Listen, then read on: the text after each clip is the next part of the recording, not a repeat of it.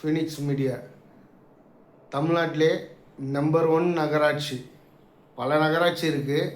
அதில் நம்பர் 1 நகராட்சி பார்த்திங்கன்னா திருவேற்காடு நகராட்சி. இந்த நகராட்சி எங்கே இருக்குது பார்த்திங்கன்னா தேவி கருமாரி அம்மன், பிரபலமான அம்மன் அவங்க. அந்த இடத்துல தான் திருவேற்காடு நகராட்சி இருக்குது. அந்த இடத்துல இந்த திருவேற்காடு நகராட்சி நம்பர் 1 நகராட்சி செய்த பெருமையெல்லாம் திரு தட்சிணாமூர்த்தி ஆணையர் அவர்களை சாரும்.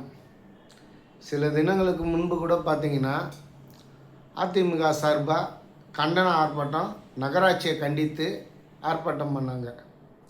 இதில் என்ன வேடிக்கை என்றால், ஒரு அப்பாவி ஒரு ஏழை எளிய பொதுமக்கள் கட்டணம் கட்டினா 50,000 லஞ்சம். அங்கே இருக்க பொதுமக்கள் பேசுகிறாங்க. சாதாரண ஒரு கூலி தொழிலாளி, அவனுடைய கனவு சாதாரண வீடு கட்டணுன்னு, அதை கட்டுறதுக்கு அரசு கட்டணத்தை கட்டுறாங்க. உங்களுக்கு எதுக்கு 50,000 கொடுக்கணும்? அந்த பொதுமக்கள், அப்பாவி பொதுமக்கள் எதுக்கு கொடுக்கணும்? டவுன் பிளானிங் அதிகாரியாக இருக்காங்க அம்மையார், சாந்தி அம்மையார் அவர்கள் பார்த்திங்கன்னா அங்கே இருக்காங்க. கடந்த 3 ஆண்டுகளாக திருவேற்காடு நகராட்சியில் அனுமதி இல்லாத கட்டடம் மேலே எந்த நடவடிக்கையும் எடுக்கிறது இல்லையா, நோட்டீஸும் கொடுக்க போகிறது இல்லையா. நீங்கள் வேணும்னா இந்த திருவேற்காடு நகராட்சியில் மதுசூதன் ரெட்டி அவர்கள் அனுமதி இல்லாத கட்டடம் எத்தனை கட்டடம் நோட்டீஸ் கொடுத்தாங்கன்னு ஆய்வு பண்ண சொல்லுங்கள். ஒரு 50 கட்டடத்துக்கு தான் கொடுத்துருப்பாங்க. சுமார் 200 கட்டடம் இருக்குது அது போல். அப்போ திருவேற்காடு நகராட்சிக்கு பல கோடி இழப்பீடு செஞ்சுருக்காங்க டவுன் பிளானிங் இன்ஸ்பெக்டர் சாந்தி. சப்டிவிஷனாக ஒரு அமௌண்ட்டாக. இப்போ அந்த சைட்டை என்ன பண்ணுறாங்க, பொதுமக்களை போய் டவுன் பிளானிங் இன்ஸ்பெக்டர் சாந்தி அவர்கள் அணுகுனா அவங்க என்ன பண்ணுறாங்க, உடனே லைசன்ஸ் வருகிற பாருங்கள், இன்றைக்கி வாங்க, நாளைக்கு வாங்க, நாளைக்கு வாங்க, இப்படி அலைக்கழிக்குதான். அப்போ யார் லஞ்சம் கொடுக்குறாங்களோ அந்த எல்எஸ்கிட்ட உடனே அவங்களுக்கு அப்ரூவலாம். இப்படி தான் திருவேற்காடு நகராட்சியில் ஒரு சாதாரண ஒரு கூலி தொழிலாளிக்கு 50,000 லஞ்சம் கேட்குறாங்க.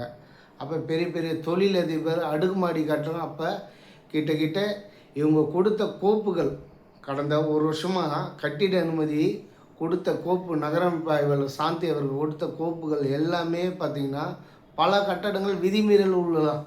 சிஎம்டி ரூல்ஸ் இருக்குது, அந்த ரூல்ஸ் படி தான் கட்டடம் கட்டணும். ஆனால் அந்த கட்டடம் போல் எதுவுமே கட்டப்படுறது இல்லையா. அப்போ விதிகளை மீறி கட்டப்படுறாங்க. ஒரு நகரமைப்பு ஆய்வாளர் ஒரு கட்டடத்தை அனுமதி கொடுக்கும்போது பேஸ்மட்டம் போடும்போது பார்க்கணும், லிண்டல் போடும்போது பார்க்கணும், ரூப் போடும்போது ஃபினிஷ் ஆகும்போது அந்த கட்டடத்தில் எதனா விதிமீறல் உள்ளதா ஆய்வு செய்ய வேண்டியது தான் இவருடைய வேலை.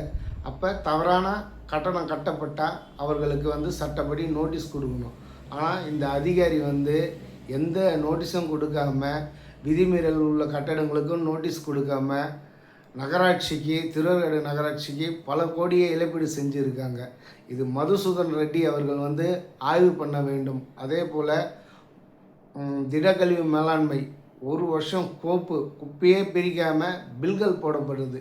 இப்போ கிரீன் வாரியர் என்ற நிறுவனம் பார்த்திங்கன்னா அங்கே இருக்க டிரைவருங்க, வாகனம் ஓட்டிங்க, லைசன்ஸ் இருக்குதா ஆய்வு பண்ணணும்.